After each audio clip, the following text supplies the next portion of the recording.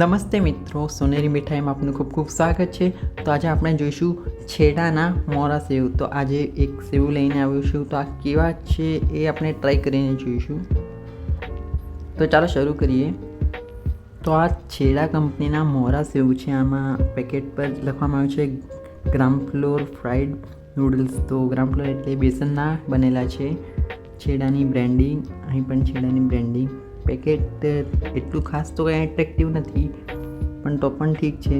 નહીં made in Indians છે. તો અહીં ક્વોન્ટિટી 170 ગ્રામ લખી છે, જે ખૂબ ઓછી છે. ચાલો બેક સાઈડથી જોઈએ.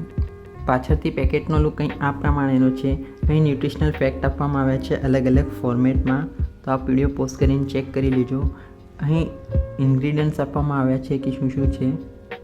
તો આમાં ગ્રામ ફ્લોર એટલે કે બેસન, પામ ઓઇલ અને એડિબલ સ્ટાર્ચ છે. તો જો આ પામ ઓઇલને બદલે બીજું કોઈ હેલ્થી ઓઇલ યુઝ કર્યું હોત તો સારું હોત. અહીં અલગ અલગ ભાષામાં ઇન્ગ્રીડિયન્ટ છે.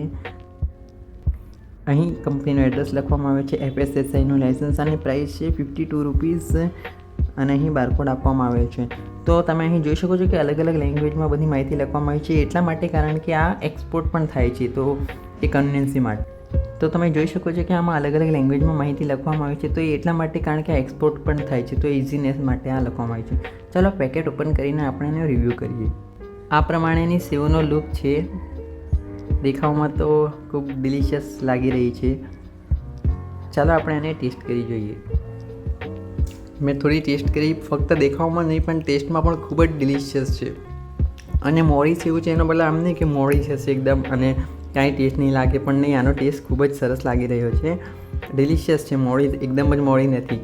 તો જેને તીખું ખાવામાં પ્રોબ્લેમ થતી હોય ને એવા લોકો આને ટ્રાય કરી શકે છે. આને બાળકોને પણ આપી શકાય છે, કારણ કે તો આ બેસનની છે તો સારી જ છે બહારની બીજી ચિપ્સ કરતાં. તો આ મને તો ખૂબ જ ગમી. તમે ટ્રાય કરી શકો અને ડાયરેક્ટ લઈ શકો કે પછી કોઈ જે વાનગી હોય જેમ કે ભેલ કે અન્ય કોઈ વાનગીમાં પણ તમે આની સેવની ઉપર ગાર્નિશિંગ તરીકે લઈ શકો છો. ખૂબ ડિલિશિયસ છે. મને તો આ ખૂબ ગમી. 10 on 10 એકદમ.